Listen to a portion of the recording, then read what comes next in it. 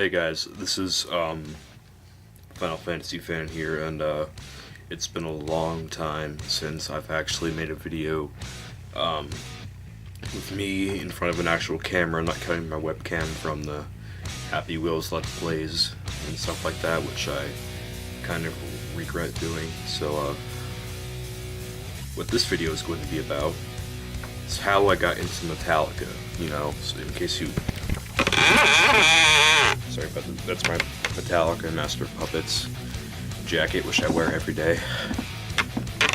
And I have the Metallica poster over here. I'll give you a nice shot of that. This is like from 2004. So, this is Metallica. So let me zoom down so you can see it. Yeah, so I have a Metallica poster. I got like 3 Metallica jackets. I said jackets.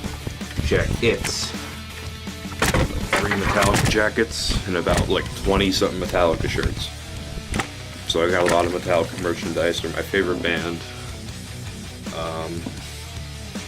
If I had to give a top 5 of my favorite bands, it would probably be Metallica. My second favorite is Slayer. I love Slayer. Then you got Newsted, in case you don't know who Newsted is. Obviously that's Jason Newsted. That's Jason Newsted, his last name. That's the name of the band. They just started in early 2013.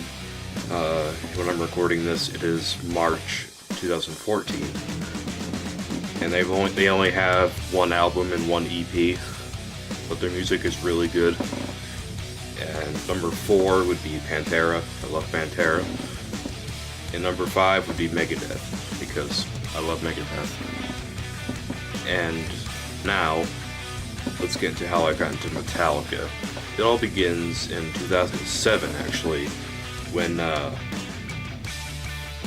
older brother is a huge Metallica fan too, and I heard Enter Sandman on the radio, and I'm like, this riff is awesome, and I loved Kirk's solo, but with the wah and everything like that, I loved it.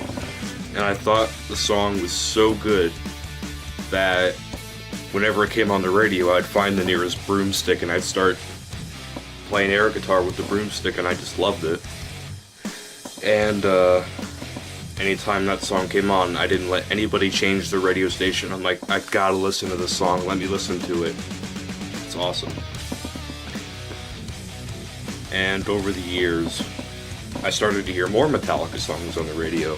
My second song that I heard was One from Injustice for All. And I thought that song was so melodic. I thought it was so good and so heavy that I'm like, okay, I have to hear more Metallica because they're just really good from the 2 songs that I heard. So, and then my third song that I heard was Fade to Black. Now, Fade to Black was the song I listened to all the time back in 7th grade, because 7th grade was a nightmare for me, I went through a lot of stuff, family issues, I went a lot through relationship issues with my friends and stuff like that. It was a really rough time for me, and so Fade to Black really was like my therapy song. Of course, I was in therapy at the time, and I still am, but that song meant so much to me that every time I got home from school, I was in a pissed off mood. I'd go get my homework out, and I'd be blasting Fade to Black, and I loved it.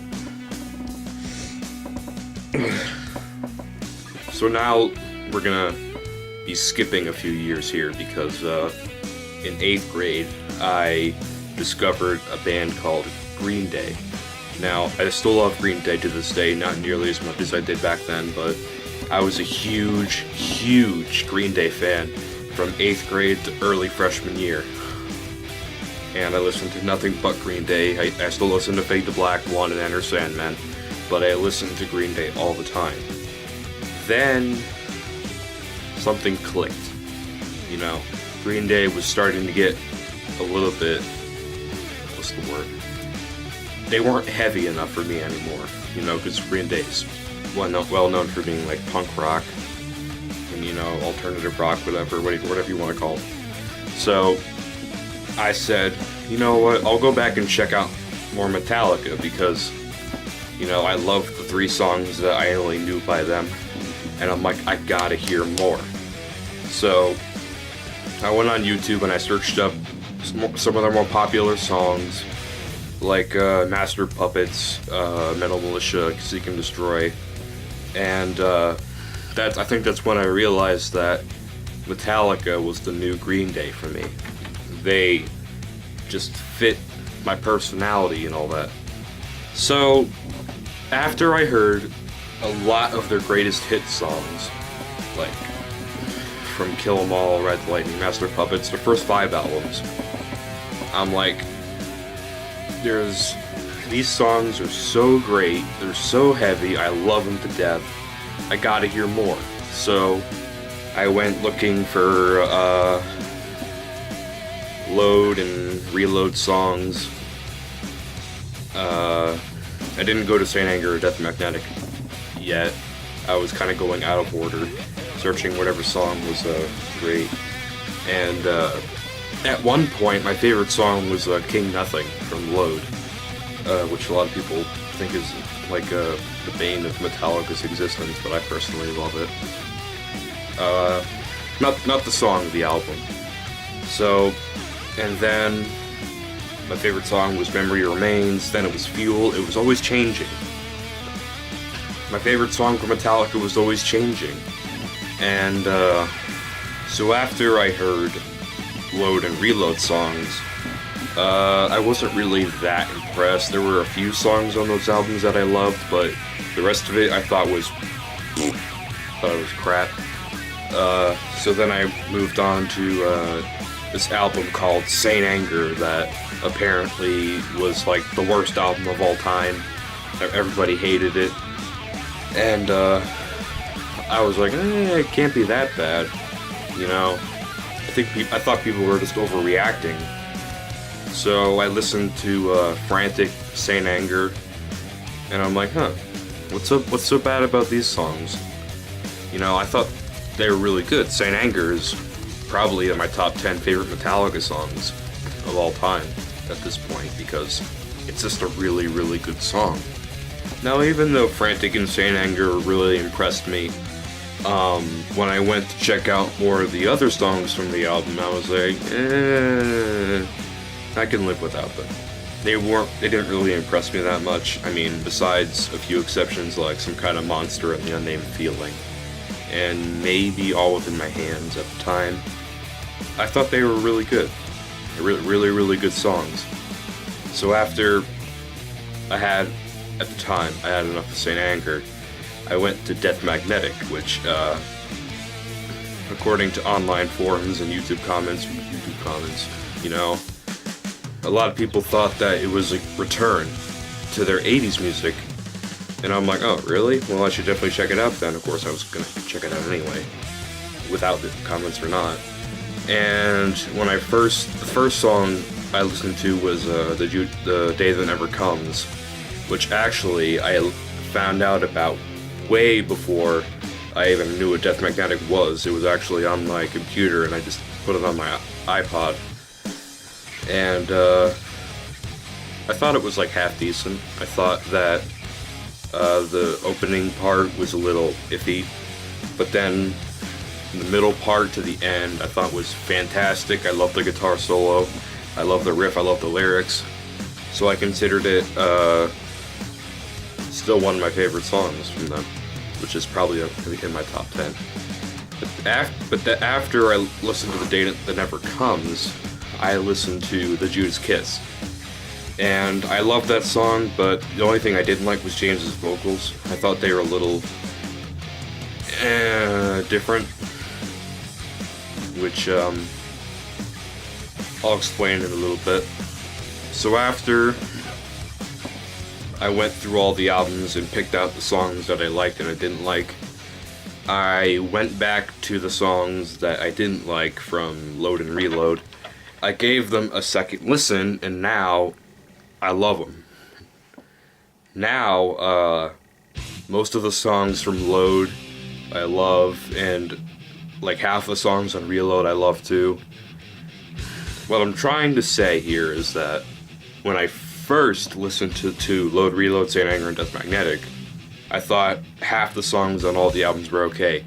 Now, it's the opposite. Now I love most of the songs on all the albums. Death Magnetic beats out Load, Reload, and Saint Anger in my opinion. And in my opinion, it also beats out the Black Album. I actually prefer Death Magnetic over the Black Album, and Injustice for All, and not Ride the Lightning. I prefer it over Injustice and Black Album, Death Magnetic, because I think it's really good. They wrote some of their best riffs, you know? Suicide and Redemption is probably in my top 5 favorite Metallica songs, because I personally think it's slightly better than Orion. Yes, I said that, please kill me. No. I do think Suicide and Redemption is a hair bit than Orion, because it still has the bass parts, and in case you're new to my channel, I am the bass player. I got 2 basses over there, you can't really see them. I'll get them for you. This is my 4-string. It's a PV Millennium BXP4. It was my first bass I ever got back in June 2013. Just to give you a little, actually I don't think anything. Got a Metallica sticker under the between the pickups. It's a really good bass.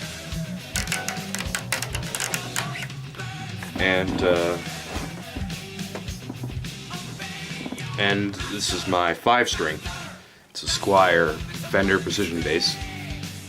Has the I prefer these tuning keys than whatever those ones are called, the black ones. Alright, this is my 5-string. As you can see, lift it up, show you the body. I don't got a sticker on this one. I prefer to keep it clean. You know, not put any stickers or stuff on it. That's what my 4-string is for. So those are my basses, and I learned some Metallica songs on bass.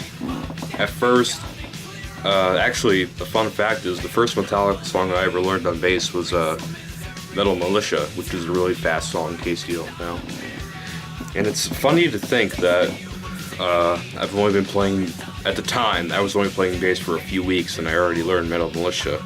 Granted, my finger work was very sloppy and I wasn't really playing as fast as it really should be played, but now that I've been playing for a lot longer time now, I'm able to pull it off.